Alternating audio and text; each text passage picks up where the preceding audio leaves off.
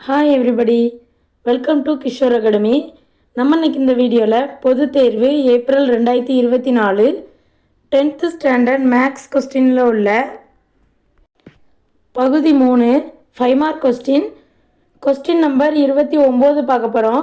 இந்த கொஸ்டின் புக்கில் எடுத்துக்காட்டு 1.3ல் first Roman a = x belongs to n 1 less than x less than 4 b = x belongs to w 0 less than or equal to x less than 2 மற்றும் c = x belongs to n x less than 3 எனில் a into b union c = a into b union a into c என்பதை சரிபார்க்கவும். இந்த கொஸ்டினில் ஏயோடைய உறுப்புகளை எப்படி கண்டுபிடிக்கணும் அப்படின்னா எக்ஸ் பிலாங்ஸ் டு என்னன்னு கொடுத்துருக்காங்க. என் அப்படின்னா இயல் எண்கள், அதாவது நேச்சுரல் நம்பர்ஸ். அது 1 விட பெருசாக இருக்குது, 4 விட சின்னதாக இருக்குது. அப்போ எப்படி எழுதலாம்? 1ஐயும் எழுதக்கூடாது, 4ஐயும் எழுதக்கூடாது. ஏன் அப்படின்னா அது லெஸ் தென் மட்டும்தான் கொடுத்துருக்காங்க, லெஸ் தென் ஈக்குவல் டு கொடுக்கல. ஸோ 1ம் 4ம் கிடையாது. அப்போ எப்படி எழுதலாம்? 1ஐ விட பெருசு அப்படின்னா 2 3. So a = 2, 3. b = 0 எழுதணும், ஏன்னா லெஸ் தென் ஆர் ஈக்குவல்ட்டுன்னு கொடுத்துருக்காங்க. ஸோ 0 லெஸ் தென் 2, 2ஐ விட சின்னது, ஆனால் 2 எழுதக்கூடாது. அப்போ 0, 1. b = 0, 1. c = x less than 3. x belongs to n, அதாவது நேச்சுரல் நம்பர் இயல் எண்கள். நேச்சுரல் நம்பர்னால் இயல் எண்கள். எக்ஸ் ஒரு இயல்னு சொல்லிட்டாங்க. ஸோ 0 கிடையாது.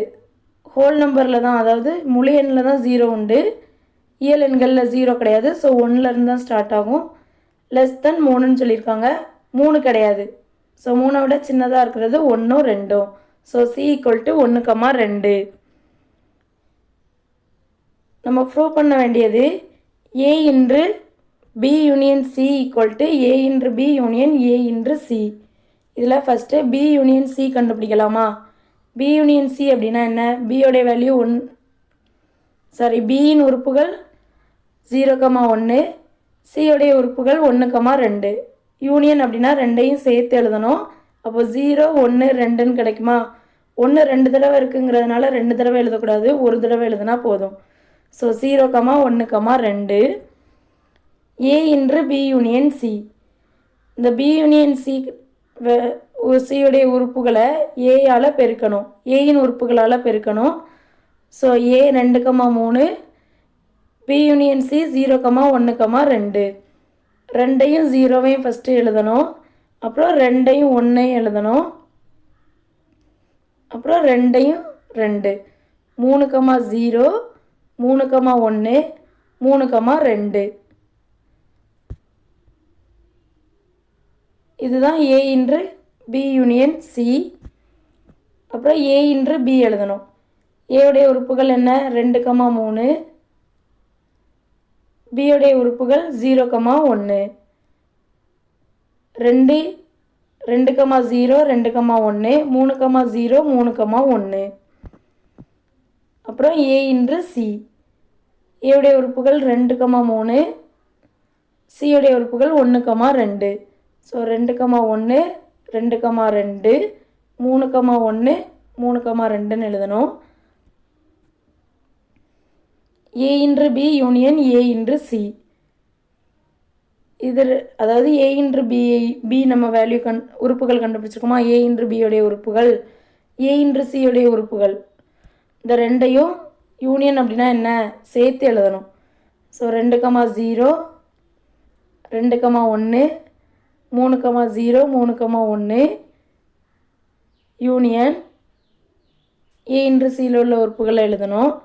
இப்போ ரெண்டையும் சேர்த்து எழுத போகிறோம். 2, 0 அப்படியே எழுதிக்கிடணும். 2, 1, 2, 2 இருந்தா இருக்கா, அதை எழுதணும். அப்புறம் 3, 0, 3, 1, 3, 2.